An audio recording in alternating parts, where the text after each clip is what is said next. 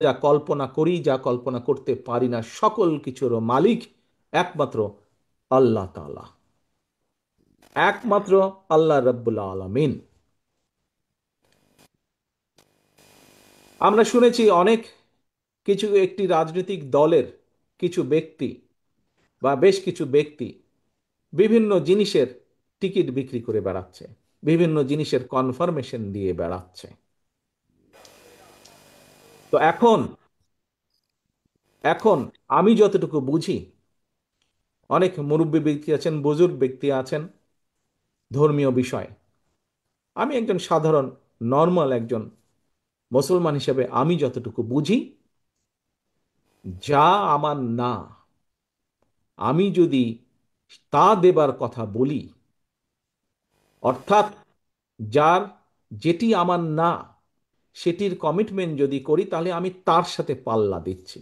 অর্থাৎ দোজক বেহেশত দুনিয়া সবকিছুর মালিক আল্লাহ, যেটার মালিক আল্লাহ, যেটার কথা একমাত্র আল্লাহ তাআলাই বলতে পারে, সেখানে যদি আমি কিছু বলতে চাই, আমার নর্মাল দৃষ্টিকোণ থেকে আমি বুঝি যে সেটি হচ্ছে শিরিক, সেটি হচ্ছে শিরিকের পর্যায়ে পড়ে।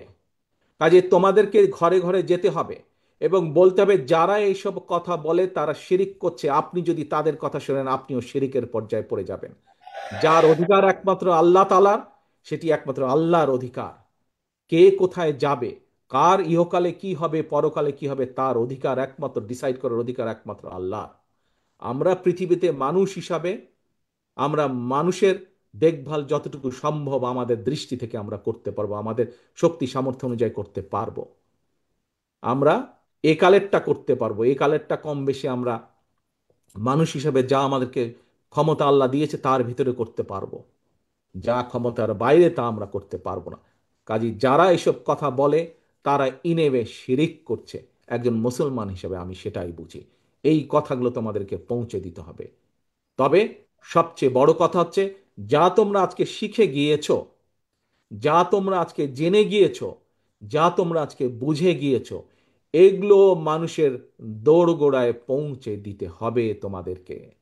তোমাদেরকে বিএনপির অ্যাম্বাসাডার হিসাবে যেতে হবে, আজকে মানুষের রাষ্ট্রদূত হিসাবে, দূত হিসাবে যেতে হবে। এখন আমার প্রশ্ন তোমাদের কাছে, তোমরা কি এই কঠিন কাজটি করতে পারবে? যদি তোমরা এই কঠিন কাজটি করতে পারো, তাহলে ইনশাল্লাহ বিএনপি দেশ গড়ার যে পরিকল্পনা, সেই পরিকল্পনার পক্ষে ইনশাল্লাহ আমরা জনগণের রায় পাব। এবং জনগণের রায় ইনশাল্লাহ পেলে ইনশাল্লাহ আমরা এই পরিকল্পনাকে ধীরে ধীরে পর্যায়ক্রমিকভাবে বাস্তবায়ন করবো ইনশাল্লাহ। প্রিয় সহকর্মীবৃন্দ, আশা করি, প্রত্যাশা করি এবং ইনশাল্লাহ তোমরা তোমাদের কাজে সফল হও। তোমাদের সেই সফলতা কামনা করে আমার বক্তব্য শেষ করছি। আল্লাহ হাফেজ। বাংলাদেশ জিন্দাবাদ। বাংলাদেশ জাতীয়তাবাদী দল জিন্দাবাদ।